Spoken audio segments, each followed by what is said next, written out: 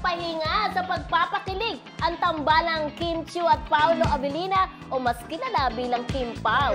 Naghahanda na raw, Abilino rather naghahanda na raw para sa kanilang susunod na project. Matapos nga ang matagumpay nilang mga serye at pelikula, inulan naman sila ng endorsements kaya talaga namang in demand ang dalawa. Kaya sa mga fanay na abangers dyan, kapit lang.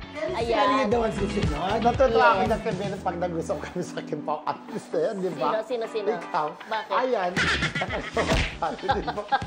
Okay, eto na nga, marami nagtatanong kailan daw yung Yes. next project ng dalawa kasi super excited na sila. May nagsabi sa atin, kasi June na ngayon halos kalahati na ng taon, na kung hindi raw this year, baka Early next year. Parang opening salvo, di ba? Usually, ganun ang mga bagong show. Pag January, nagbubukas.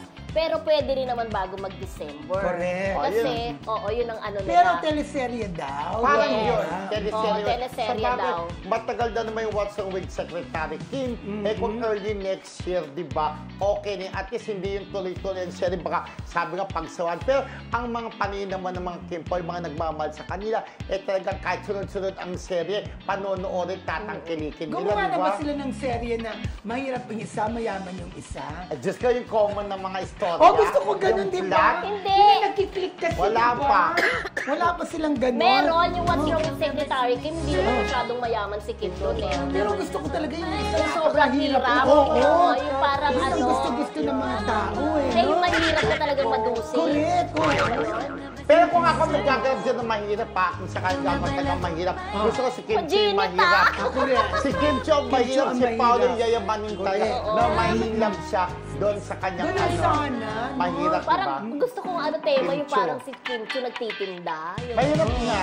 naglalako. Tapos, mabubunggo ni Paolo yung alam mo yung ay! Kapay! Tapos tatansikin pa rin doon sa mga kanila. Ay! Sorry. Tapos magkakakilala na. O Tatansikin nila yung isda.